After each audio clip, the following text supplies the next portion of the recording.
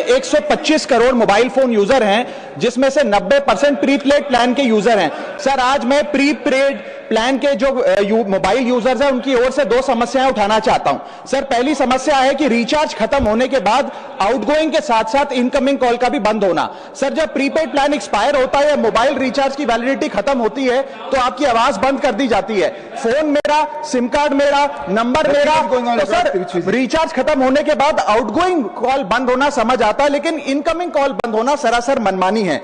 Sir, हमारा mobile number आज हमारी डिजिटल पहचान बन चुका है। एसेंशियल कम्युनिकेशन जैसे कि UPI payment, banking OTP, train ticket OTP, PAN Aadhaar authentication, interview का कॉल, हॉस्पिटल का कॉल, मां बाप का गांव से कॉल, तमाम चीजें इनकमिंग कॉल और इनकमिंग एसएमएस से आती है और वो इसलिए बंद कर दिया जाता है कि इंसान एक रिचार्ज कराना भूल गया।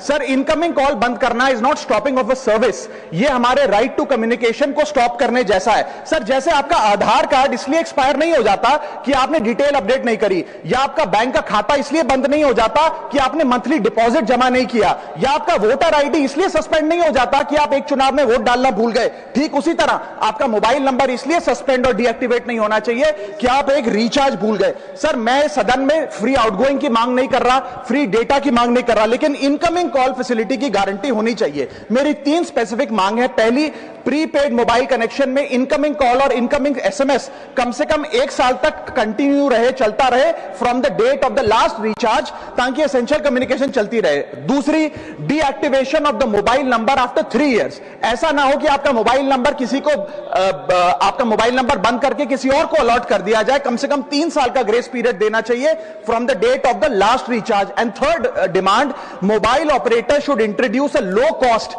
Incoming only plan. वो लोग जो सिर्फ इनकमिंग के लिए फोन रखते हैं उनके लिए, जैसे कि 10 रुपए में 180 दिन की इनकमिंग कॉल की फैसिलिटी, इस प्रकार की स्कीम्स मोबाइल ऑपरेटर को लानी चाहिए। दूसरी समस्या जो प्रीपेड कस्टमर्स फेस करते हैं वो है टेलीकॉम ऑपरेटर का 28 दिन का मंथली रिचार्ज। साल में सर महीने 12 होते हैं, लेकिन 28 दिन की रिचार्ज के माध्यम से 13 टाइम्स रिचार्ज कराना पड़ता है। कैसे सर? 28 दिन into 13 times is equal to 364 days। ये एक बड़ी क्लेवर स्ट्रैटेजी है जिसके चलते आपको फीलिंग 30 दिन की देते हैं, लेकिन आपसे डीलिंग 28 दिन की करते हैं। सर, दुनिया में हर जगह बिलिंग साइकिल कैलेंडर मंथ के हिसाब से होती है, 30 या 31 दिन।